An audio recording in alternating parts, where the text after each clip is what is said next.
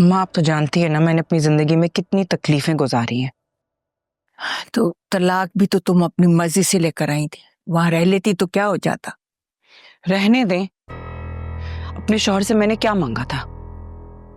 सिर्फ और सिर्फ अलग से एक घर, लेकिन उसके तो रोने पिटने नहीं खत्म होते थे। बहनों की शादियां उसने करानी थी, भाइयों को जॉब उसने दिलानी थी, अम्मा को उसको ही संभालना था। मेरे लिए क्या था? कुछ भी नहीं था। खाक भी नहीं मिला मुझे इस कंगले से।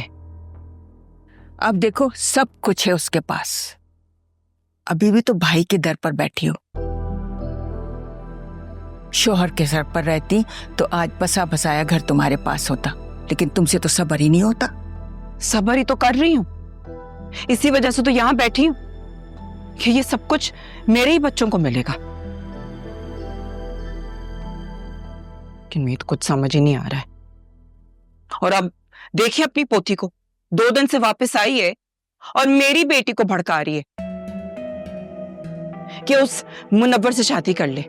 आपका क्या ख्याल है कि जो तमाशा उसके साथ हुआ है उसकी मां जो वो मान जाएगी?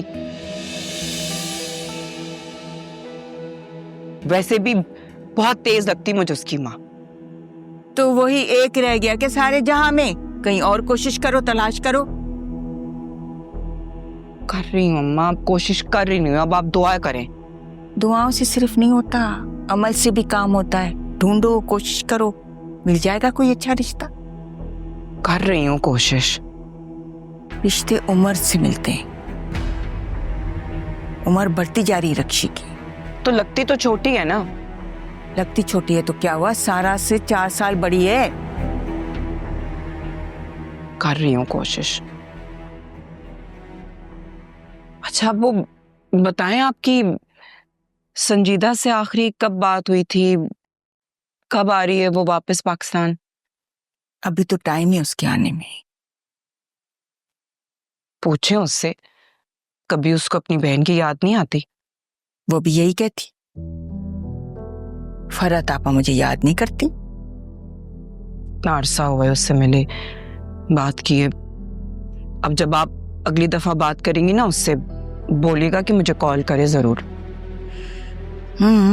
अभी तो अपनी बेटी के साथ कहीं निकली हुई है। थोड़ी देर पहले मेरी बात हुई थी, अब जब बात होगी तो मैं कह दूंगी, तुम्हारी बात पहुंचा दूंगी।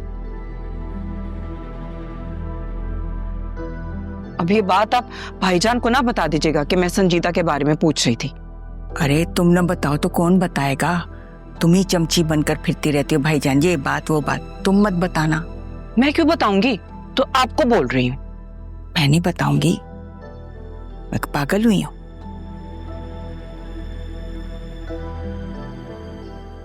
किस मुसीबत में फंस गई हूं मैं।